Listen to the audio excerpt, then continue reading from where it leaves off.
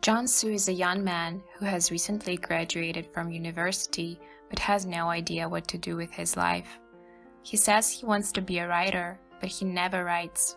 His father has recently ended up in prison, and Jong-seo is now forced to leave the city and move back to the village he grew up in, to his childhood home, to take care of his father's farm. He takes odd jobs in the city from time to time and spends most of his days alone. One day he bumps into Hemi, a girl from his village. Hemi recognizes him and initiates their conversation. At some point she suggests they have drinks together. Jong-seo is happy to follow her lead. He seems to be very curious about Hemi. Besides, she's very pretty, and she's not afraid to take the initiative. For Jong-seo, it's important because he's very shy and insecure, and has a hard time believing that any girl can be interested in him. His mother left their family when he was a small child, and it scarred him badly. He still has nightmares about the night she left. The fear of rejection is casting a shadow on Jong-seo's whole life. When Hemi took the first step, she made him believe that she likes him, and it gave him a small boost of confidence. He probably never had the guts to take the first step and start a conversation with a girl. He's looking at her so intensely when she speaks, handing on her every word. His eyes give away how he feels. He lacks this simple human connection. And so does Hemi. Hemi also has no idea what to do with her life, but unlike indecisive Jong-seo, she has already made a ton of bad decisions. She's deep in debt, with no steady job, no education, no plan for the future. She spent a lot of money on plastic surgeries. She's trying to keep it together and appear optimistic and careless, but she's holding everything inside, unable to share her worries with anyone, unable to trust anyone. She's looking for ways to escape the life she has made for herself, the problems she has created herself. Her hobbies, her trip to Africa, it's just like the story she tells Jong-seo. She's trying to forget about the hunger of her body to satisfy the hunger of her soul, the so-called great hunger. But the truth is, when your basic needs are not met, there's no way you will be able to think about your soul. And maybe she knows that, but she's trying to find a motivation for herself, something to believe in. Similar to Jong-seo, she was rejected by her whole family, who don't even want to see her until she pays them all the money she owes them. Even her tiny apartment is a mess. She can't brace herself to clean her room, let alone make important life decisions. Hemi tells Jong-seo that she's going on a trip to Africa soon, and she asks him for a favor, to feed her cat while she's traveling. While Hemi is gone, Jong-seo feeds the cat, thinks about Hemi, but never calls her. She must be thinking that what happened between them right before she left was meaningless for Jong-seo, since he never called or texted. But the truth is, he's the kind of guy who always needs a little push, which can be very frustrating for a girl he's dating, especially at the start of a relationship, when you need to be sure that the other person is really interested in this relationship moving forward. Finally, Hemi calls and asks Jong-seo to meet her at the airport.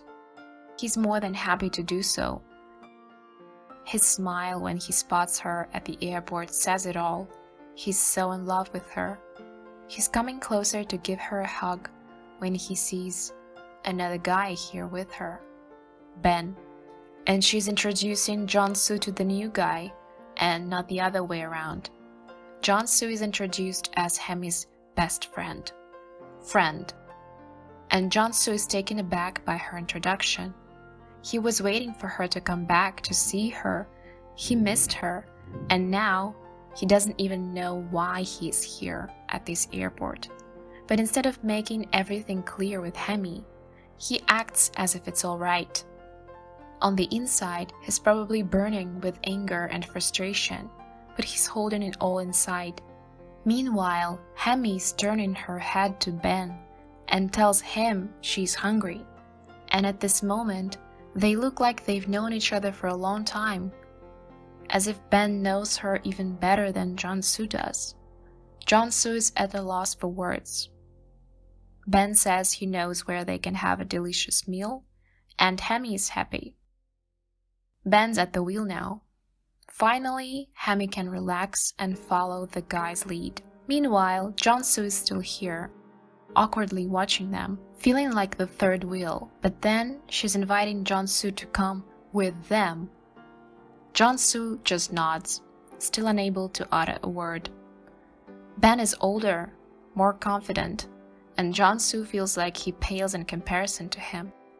At the restaurant, Hemi gets emotional. She's looking at Jong-soo, tears filling her eyes, telling him how lonely she felt during her trip, how she didn't even know why she went there in the first place.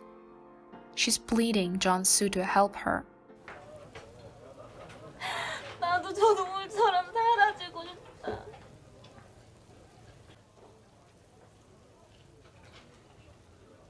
그냥 아예 없었던 것처럼 사라질 수 있었으면 좋겠다. Hemi feels so lost, so overwhelmed with her problems, that the easiest option she sees for herself is to die, because she doesn't know how to solve any of her problems. Ben's friend comes to pick him up, and when Jong-soo gives Ben his suitcase, he hesitates over Hemi's suitcase. Ben notices Jong-soo's hesitation and offers Hemi a ride home.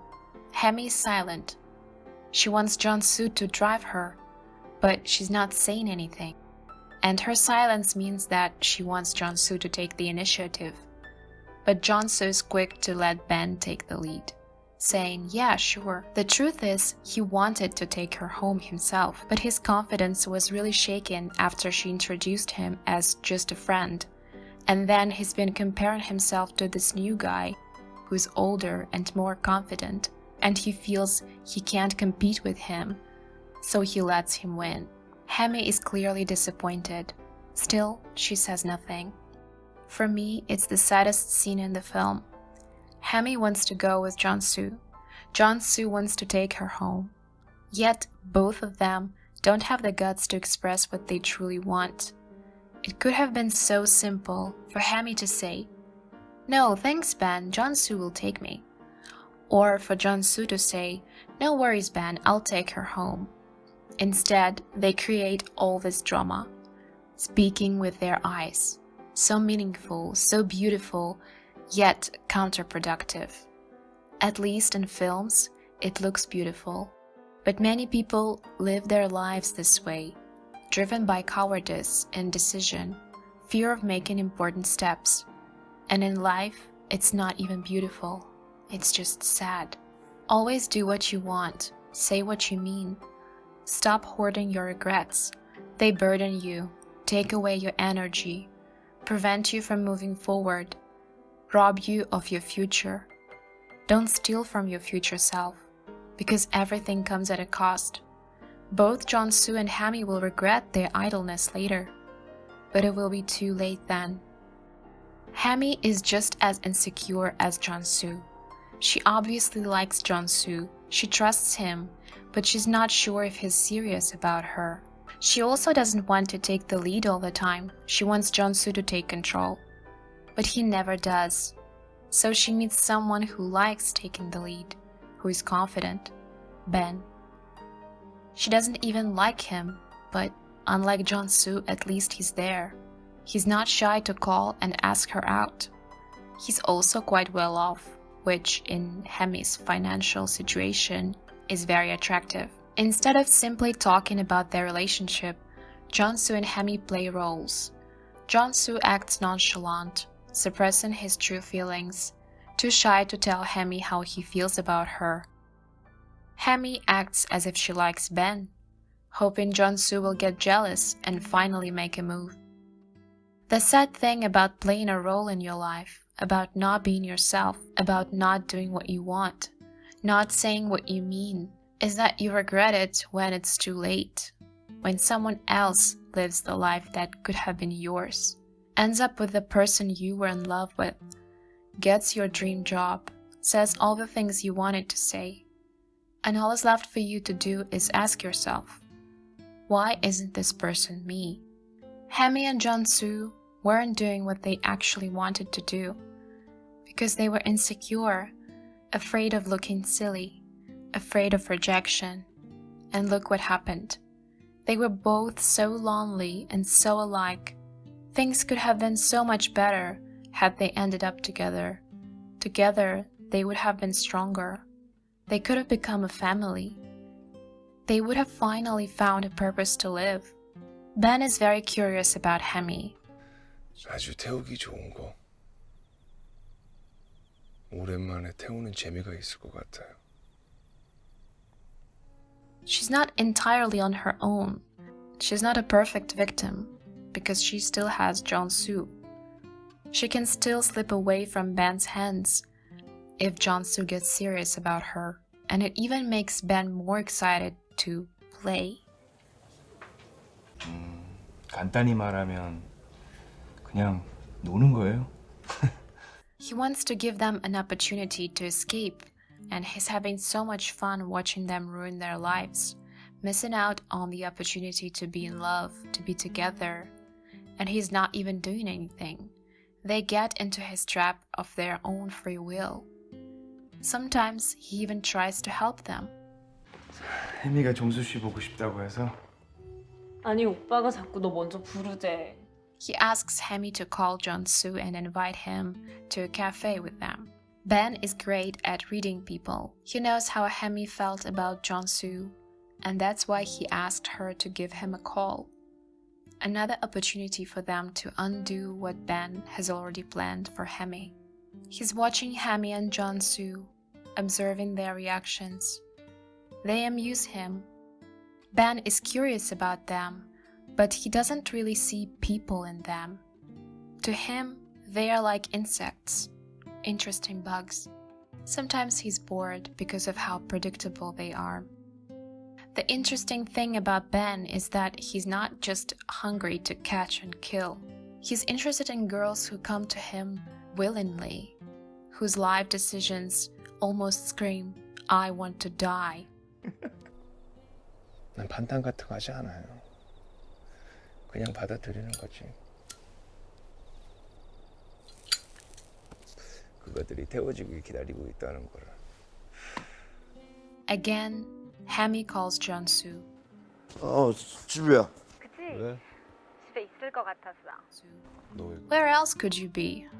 She says it jokingly, but really she intends to hurt him a little bit. She's starting to get irritated with him, almost angry. She's probably considering to get more serious about Ben soon. Last chance, Jong-soo. Again, it was Ben who suggested they showed up at Jong-soo's place. Hem is expecting him to do something, to prove to her that he's a man who can fight for her and make her stop with these games. But Jong-soo is too insecure for that, too weak to fight for his happiness. 나는 혜미를 사랑하고 있어요.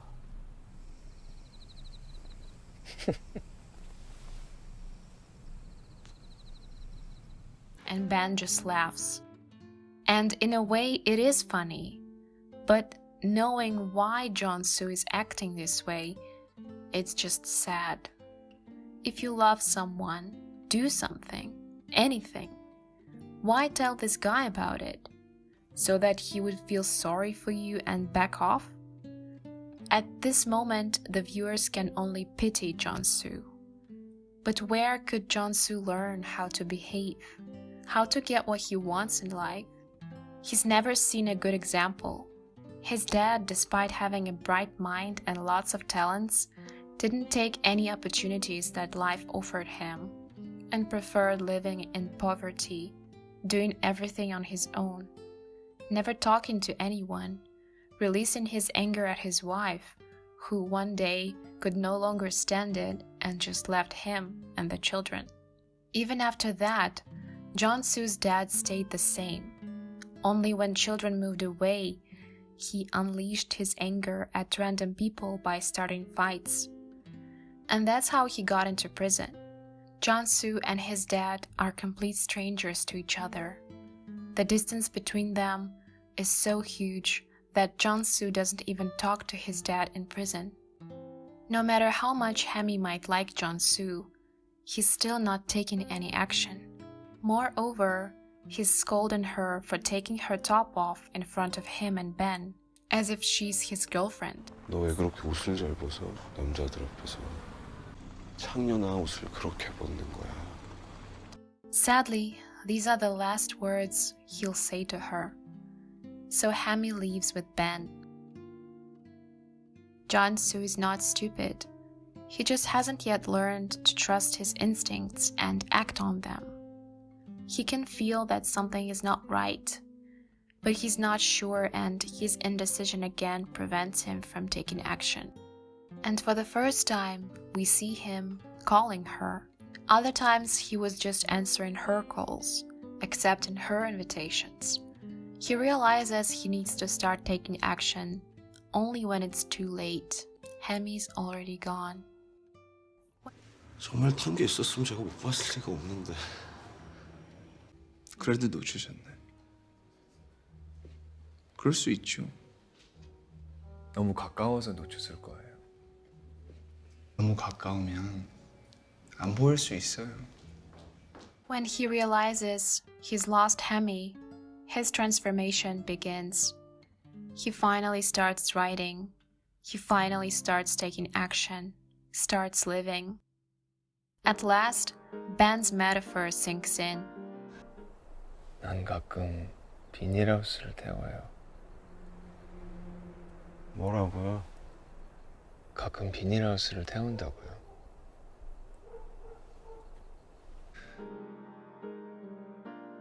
Jong-seo deals with Ben, releasing all his anger at him and at himself. We don't know whether Jong-seo will get caught or not. In any case, this tragic experience will change him forever. The insecure, shy, indecisive boy is gone. The new Jong-seo will be brave and hungry to live. And he will definitely write a bestseller. What did you think about this film? Let me know in the comments.